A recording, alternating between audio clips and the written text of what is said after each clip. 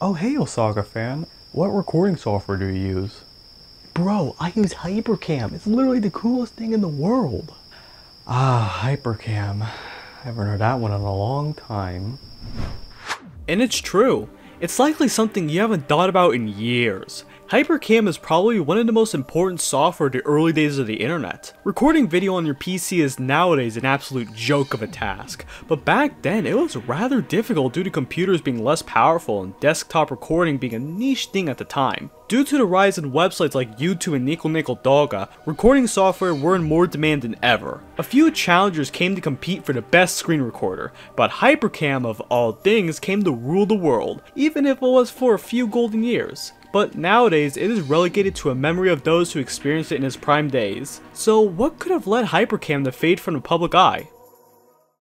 In the beginning, there was the PC, and at the dawn of the new millennium, people discovered how cool PCs really are. Forums were growing in popularity, and thus, sharing things like art, gameplay, and presentations were in demand. The problem is, how do you actually do this? Many programs set to achieve this goal, but let's be real, you don't remember any.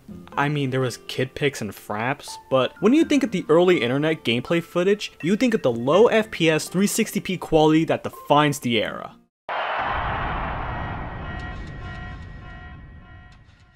Oh, this guy. I wonder who he is. I can't believe it. It's the madman himself. It's HyperCam.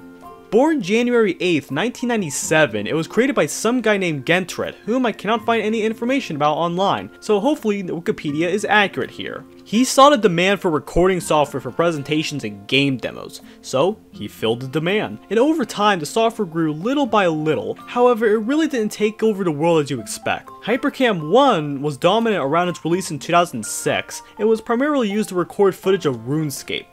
Congrats to the random man who got referenced by Wikipedia. Its use was there, but the following version is what put HyperCam on the map, and what quite literally changed the internet landscape forever. Following the mild success of HyperCam 1, the people at Hyperonics decided to update the software to its greatest version yet, HyperCam2. So what did HyperCam do that made it stand out? Oh, nothing much, they just made it a permanent free download. It's strange how popular free software can become.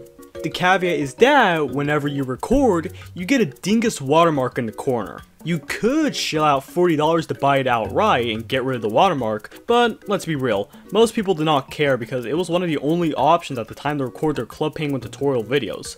So freeware it goes. Due to the explosion of YouTube in 2007 and 2008, you can see so many HyperCam videos if you search back long enough. It really is a fresh breath of air looking at these simpler videos, but with an objective lens of 2020, they are a bad quality compared to today's masterpieces. But there will always be a soft spot in the hearts of many, me, and even you, for old school HyperCam videos. Due to the amateur nature of old YouTube, most people did not know how to edit their videos properly, heck, even edit them at all. So what many did was upload the raw video file and slap some music from the library YouTube provided. Classics like Trance, With a Spirit, and Trinity by 009 Soundscape help give personality to an otherwise boring software. Seriously, when you think of HyperCam, you play Trance in your head, don't lie. Truly, many described it as the golden era for a reason, though it might just be nostalgia. HyperCam got better each following version. HyperCam 3 added support for AVI, WMV, and ASF files, and even a built-in trimming system, and the following versions added support for future Windows versions. However, you cannot stop the future under consequences, and the future for HyperCam did not seem great. As time progressed, various other recording software took the place of HyperCam. Fraps and Bandicam had their own war for dominance with their own advantages and disadvantages. Personally, I was a Fraps kid growing up, but time was not nice to those two software either. Fraps has been dead for almost 10 years and Bandicam is on life support. But despite all that, HyperCam still lived through somehow and has been updated for years after. But the software's relevancy decreased after 2012 in my opinion. It was still a useful recorder, but people switched to different and honestly better options as the years went on. Nowadays, most people use OBS and Shadowplay if they are really fancy. The advantages of being open source, simple to use, filled with content, and free helped the OBS become as big as it is today, and the ubiquity of Shadowplay hasn't been matched elsewhere. HyperCam has been left in the dust, but as time progressed, people got nostalgic for the old days and wanted to relive them.